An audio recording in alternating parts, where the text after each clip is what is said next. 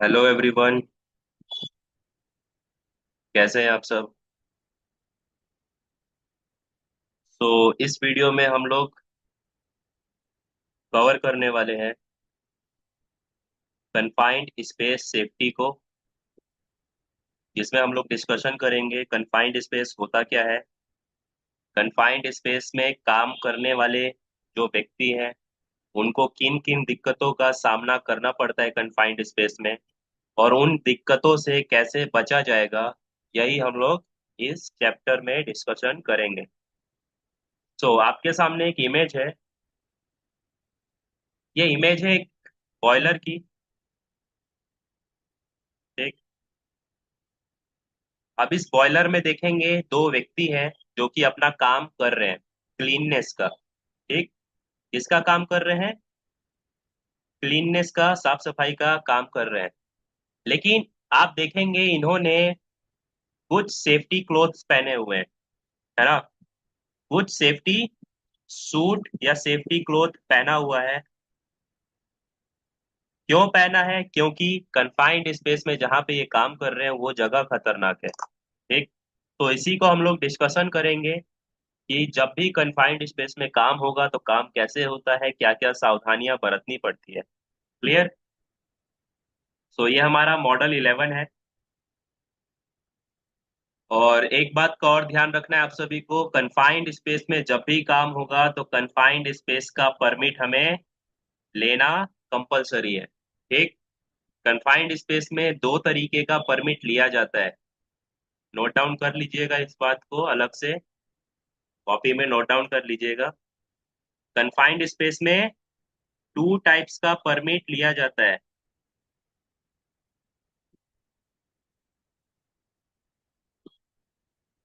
कौन कौन सा परमिट? तो फर्स्ट,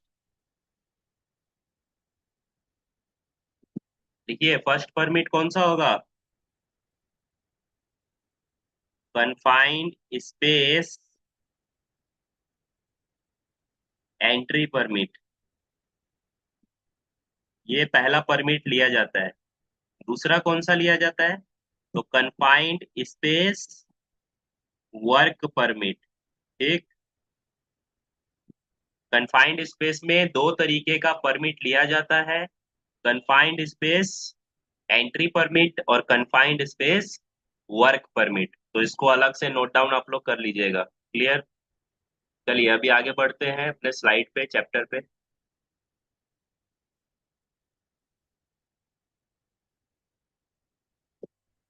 चलिए, यहाँ पे पूछा जा रहा है what is confined space. Confined space क्या होता है? सो एक बार मैं आप सभी को ये कन्फाइंड स्पेस जो वर्ड है इसका हिंदी में रूपांतरण कर दूं तो इसका मतलब होता है सीमित जगह या सीमित स्थान। ठीक। हम लोग कन्फाइंड स्पेस को क्या बोलेंगे? सीमित जगह या सीमित स्थान बोलेंगे। ठीक। अभी इसका डेफिनेशन देख लेते हैं। A confined space refer to a space that by design has limited openings for entry and exit, is an area large enough to fully enter or perform certain jobs, where serious injury can occur from substances or condition within the space, for example, lack of oxygen. ठीक। Confined space क्या है? तो confined space एक ऐसा space है जो कि design किया गया है लिमिटेड एंट्री और एग्जिट ओपनिंग्स के लिए, और ये काम करने के लिए लार्ज इनफ होता है, यानी इसमें आप बहुत मुश्किल से जाते हैं और काम को परफॉर्म करके आते हैं। और यहाँ पे कई तरीके का सीरियस इंजरी हो सकता है। क्या क्या सीरियस इंजरीज हो सकती है? तो उसके लिए हमें डिस्कशन करना है आगे, वो हम आगे टॉपिक्स में देखेंगे। ठीक। तो यहाँ पे एग्जाम्पल में दिया गया है कि लैक ऑफ ऑक्सीजन, यानी यहाँ पे ऑक्सीजन का कमी होगा। ठीक। ऑक्सीजन का कमी होगा तो काम तो नहीं कर सकते बिना ऑक्सीजन के। तो ऑक्सीजन की कमी को पूरा करने के लिए हम लोग यहाँ पे रेस्पायरेटरी पीपी इसको लेकर के जाते हैं। ठीक। रेस्पिरेटरी पीपीईस को लेकर के जाते हैं और काम को परफॉर्म करते हैं। ठीक। अभी हम लोग डिस्कशन करेंगे कि कन्फाइंड स्पेस में क्या क्या मौजूद खतरे होते हैं। और एक बार मैं आप सभी को खतरा बताने से पहले कन्फाइंड स्पेस का हिंदी डेफिनेशन आपको लिखवा देता हूँ। ठीक। तो यहाँ पे लिख लीजिएगा, कन्फाइंड स्पेस एक सीमित स्थान होता है। ठीक। जहाँ पर आने जाने का रास्ता सीमित होता है। सीमित होता है यानी लिमिटेड। ठीक।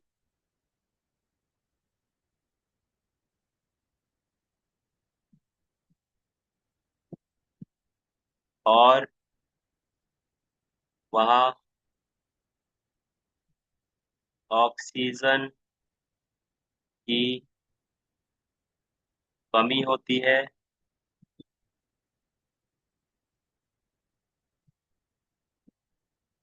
तथा यह लगातार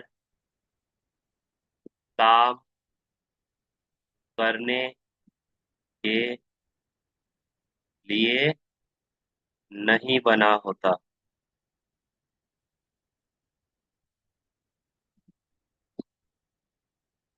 क्लियर? इसको आप लोग नोट डाउन कर लीजिएगा और इसको याद कर लीजिएगा। ठीक। ये डेफिनेशन सिंपल है।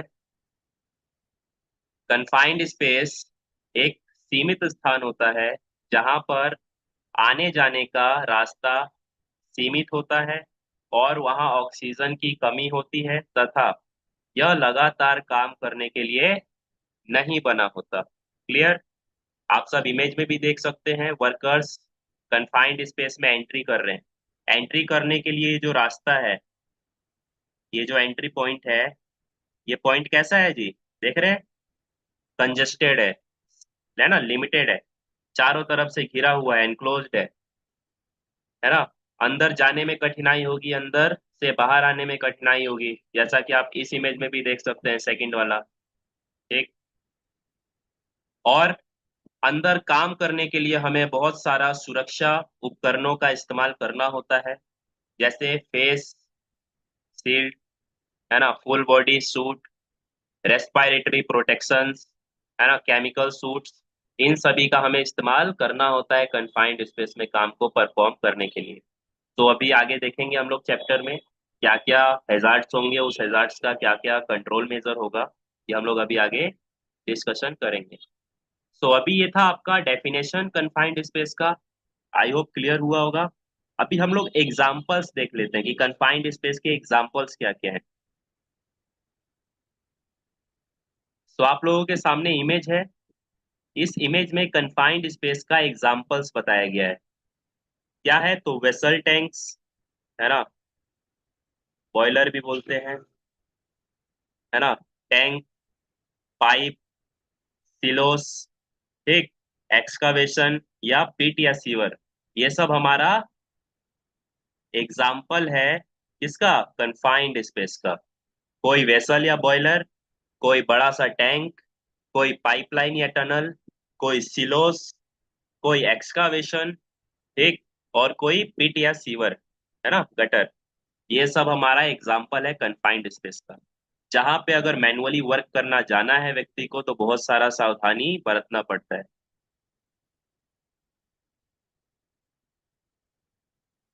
अभी यहाँ पे हम लोग डिस्कशन करेंगे ऑथोराइज एंट्रेंट के बारे में। ये ऑथोराइज एंट्रेंट कौन होता है? ठीक।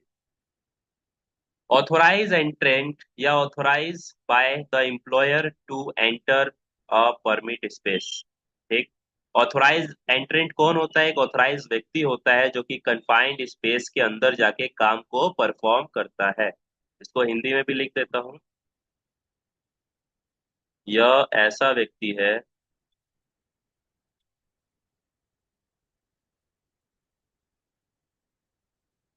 या ऐसा व्यक्ति होगा जो कन्फाइंड स्पेस के अंदर जाकर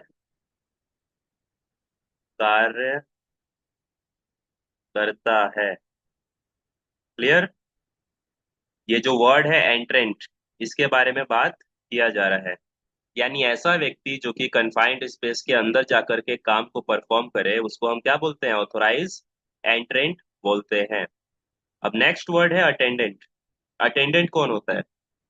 सो stationed outside and monitor the authorized entrant and perform duty assigned in the employer permit space program। ठीक। अटेंडेंट कौन होता है? तो अटेंडेंट एक ऐसा व्यक्ति होगा जो कि कन्फाइंड स्पेस के बाहर खड़ा होता है। ठीक। और एक और नाम से अटेंडेंट को पुकारा जाता है, बोला जाता है होल वॉचर। ठीक। अटेंडेंट या होल वॉचर, दोनों व्यक्ति सेम है, याद रखिएगा, भूलिएगा मत, इसको भी नोट डाउन कर लीजिएगा अलग से।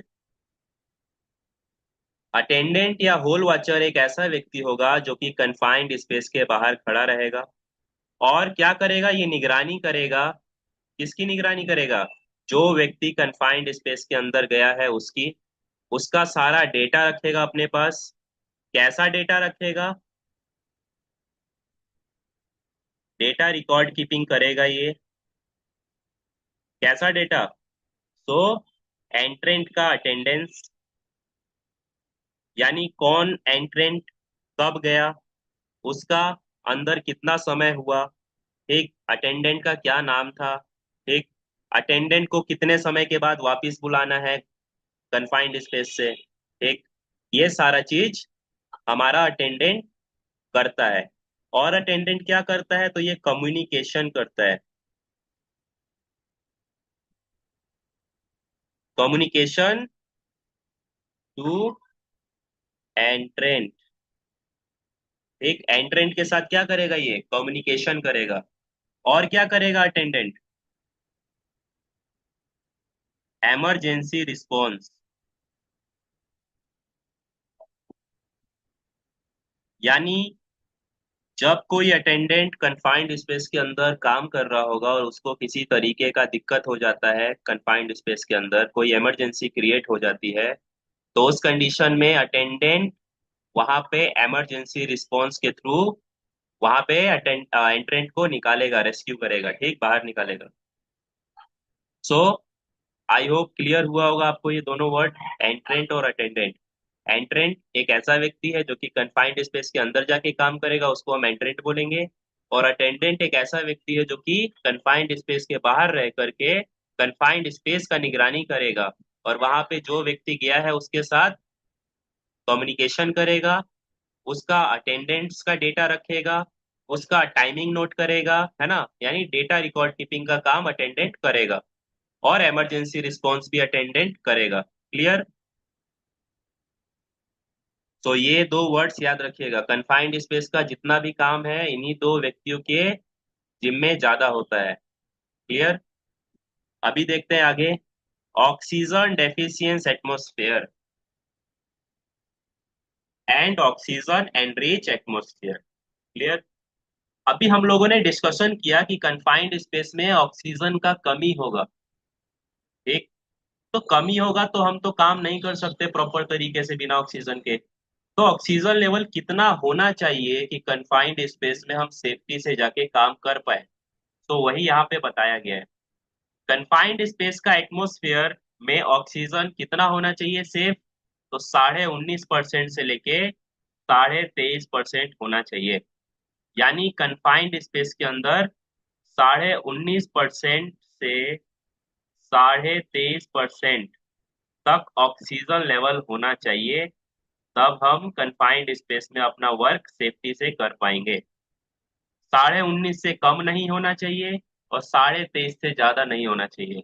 19.5 से कम होगा तो वो ऑक्सीजन डेफिशिएंसी कहलाएगा। ठीक, और 23.5% से ज्यादा होगा तो ऑक्सीजन एनरिचमेंट कहलाएगा। और दोनों ही कंडीशन में हमें कंफाइंड स्पेस में काम नहीं करना होता जब तक कि वहां का ऑक्सीजन लेवल 19.5 से 23.5 के बीच ना हो। क्लियर? तो इसका ध्यान रखिएगा आप लोग। अभी आगे बढ़ते हैं हम लोग।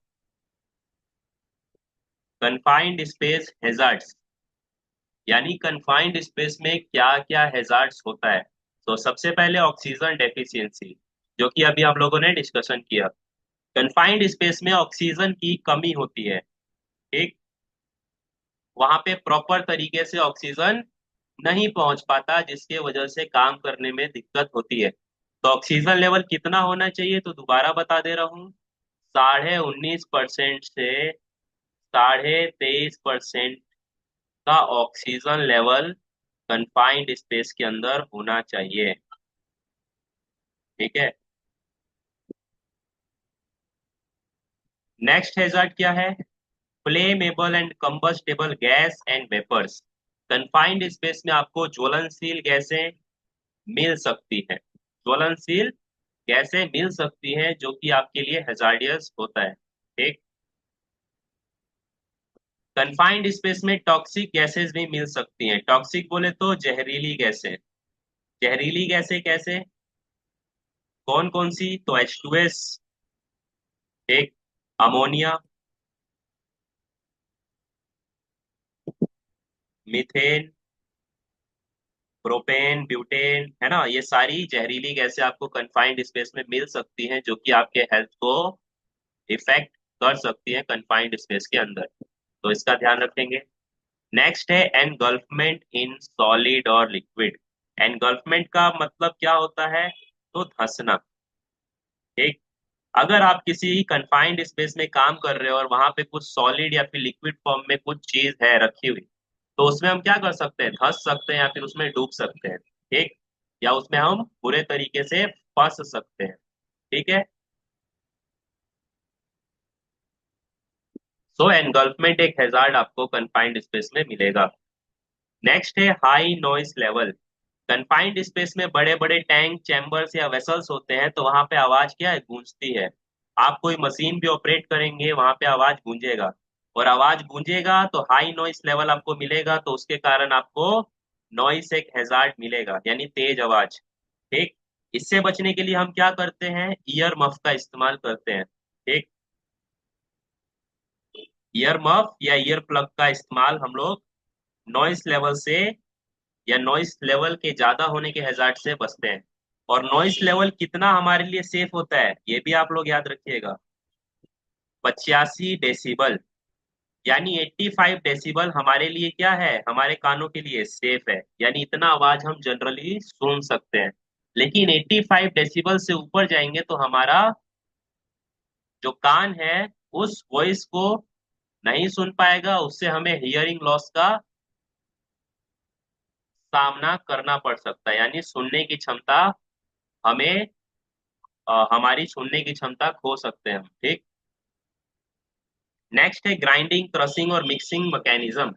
यानी हम किसी ऐसी मशीन का इस्तेमाल कर रहे हैं कंफाइंड स्पेस के अंदर जो कि ग्राइंडिंग करने के लिए, ठीक, या मिक्सिंग वगैरह या फिर मैकेनिकल वर्क के लिए काम हो रहा है, तो उससे भी हमें क्या है? मैकेनिकल खतरा है। यानी उस मशीन से हमारा कुछ हाथ पैर छिल सकता है, कट सकता है, या फिर क्रश हो सकता है, कुचल सकता है। क्लियर? नेक्स्ट है कॉन्फ़िगरेशन। यानी हमें कंफाइंड स्पेस में काम करने के दौरान क्या होगा? दिक्कत होगा। कैसा दिक्कत? तो हमें वहां पे दम घुटेगा। ठीक, वहां पे प्रॉपर तरीके से काम नहीं कर पाएंगे, हमें बेचैनी होगी। ठीक, वहां पे हमें काम करने का एरिया जो मिलेगा वो कैसा मिलेगा? कंजेस्टेड मिलेगा, यानी प्रॉपर मूवमेंट नहीं हो पाएगा। ठीक, यानी हम प्रॉपर तरीके से मूवमेंट नहीं कर पाएंगे, प्रॉपर मूवमेंट नहीं हो पाएगा। ठीक। नेक्स्ट है एक्सट्रीम टेम्परेचर। यानी कंफाइंड स्पेस में टेम्परेचर क्या होगा जी? बहुत ज्यादा होगा। ठीक, जिससे हमें पसीना या फिर हमारे को काम करने में दिक्कत होगा और हमें गर्मी महसूस होगी। नेक्स्ट है केमिकल्स। अगर हम किसी ऐसे चैम्बर या बॉयलर्स में जा रहे हैं जहां पे पहले केमिकल्स स्टोर था, तो उस केमिकल का कुछ पार्ट या कुछ भाग वहां पे बचा हो सकता है। ठीक। अगर वो बचा होगा तो हमें उससे क्या है, खतरा है, हैजार्ड है। वो केमिकल हमें नुकसान पहुंचा सकता है। या तो हमारे स्किन पर पड़ने से भी वो हमें नुकसान पहुंचा सकता है, या फिर उस केमिकल का गंध अगर हम स्मेल को इनहेल कर लेते हैं तो भी वो केमिकल हमें नुकसान पहुंचा सकता है। नेक्स्ट हैजार्ड क्या है, तो लैक ऑफ लाइटिंग, यानी वहां पे रोशनी की व्यवस्था नहीं होगी। ठीक। रोशनी व्यवस्था का नहीं होना, यानी कंफाइंड स्पेस के अंदर क्या अंधेरा होगा। अंधेरा होगा तो भाई हम काम प्रॉपर तरीके से नहीं कर पाएंगे। ठीक, काम करने में भी दिक्कत होगा। सो ये भी एक हैजार्ड हो जाता है। और क्या हैजार्ड होता है, तो कंफाइंड स्पेस में वेंटिलेशन प्रॉपर नहीं होता, है ना। इम्प्रॉपर वेंटिलेशन, इसको भी नोट कर लीजिएगा। इम्प्रॉपर वेंटिलेशन, इसका मतलब क्या है, हवा का आदान प्रदान प्रॉपर नहीं होता। हवा का आदान प्रदान सही नहीं रहता या सही नहीं होता। ठीक। सो ये भी एक हैजार्ड हुआ कन्फाइंड स्पेस का। अभी जितने भी हैजार्ड्स हम लोग डिस्कशन कर रहे हैं, इनसे बचने का क्या उपाय है, क्या कंट्रोल मेजर है, वो भी हम लोग अभी डिस्कशन करेंगे। साथ ही साथ मैं बताता भी जा रहा हूँ। ठीक। तो उसको भी आप नोट्स करते रहिएगा। चलिए अभी कन्फाइंड स्पेस के हैजार्ड को ही डिस्कशन करते हैं आगे। एनगल्फमेंट, जो कि हमने अभी डिस्कशन किया। एनगल्फमेंट क्या है, तो धंसना या फिर फंस जाना। ठीक। सो ट्रैप्ड बाय अ लिक्विड और फाइनली डिवाइडेड सॉलिड्स। ठीक। जैसे हम लोगों ने देखा है ना, दलदल। दलदल में क्या होता है जी, फंसते जाते हैं, धंसते जाते हैं। ठीक, हमारा कोई बॉडी का पार्ट मूव नहीं कर पाते हम लोग। एक बार उसमें फंस गए तो फंसते जाते हैं नीचे की तरफ। जितना मूवमेंट करेंगे उतना नीचे की तरफ फंसते जाते हैं। तो यही बताया जा रहा है, एनगल्फमेंट हैजार्ड आपको कन्फाइंड स्पेस में मिल सकता है। ठीक, जो कि हमारे लिए खतरा है। नेक्स्ट है मूविंग इक्विपमेंट, यानी ऐसा इक्विपमेंट जो कि क्या कर रहा है जी, रोटेट कर रहा है, मूव कर रहा है। Like entrapment in equipment. ठीक, यानी इक्विपमेंट के भाग में हमारा, इक्विपमेंट के अंदर हमारा बॉडी का कोई भाग क्या हो जाना जी, एंट्रापमेंट हो जाना, यानी फंस जाना। ठीक, जैसे हमारा बॉडी का कांटेक्ट हो जाना, हमारा कपड़ा फंस जाना, जिसके कारण हम उस रोटेटिंग पार्ट में, रोटेटिंग मूविंग इक्विपमेंट में हम फंस सकते हैं। इलेक्ट्रोकॉशन, इलेक्ट्रोकॉशन यानी करंट लगना। ठीक, यानी अगर हम किसी मशीन का इस्तेमाल कर रहे हैं कंफाइंड स्पेस के अंदर, तो उससे हमें इलेक्ट्रोकॉशन का खतरा रहता है। क्रिएट एनगल्फमेंट हैजार्ड, यानी ये वहां पे एनगल्फमेंट हैजार्ड भी रहेगा। ठीक। ग्राइंडिंग, क्रशिंग और मिक्सिंग मैकेनिज्म, अगर हम किसी ऐसे मशीन का इस्तेमाल कर रहे हैं तो उससे हमें छिलने का, कुचलने का या फिर कट लगने का खतरा बना रहता है।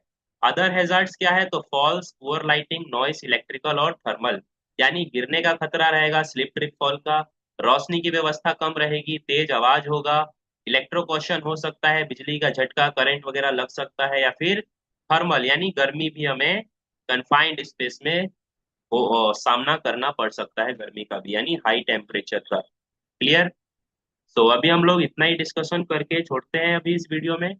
नेक्स्ट वीडियो में, नए पार्ट में, अभी इसके आगे के पार्ट्स को हम लोग डिस्कशन करेंगे। क्लियर। तो मिलते हैं नेक्स्ट पार्ट में, तब तक के लिए गुड बाय सभी को।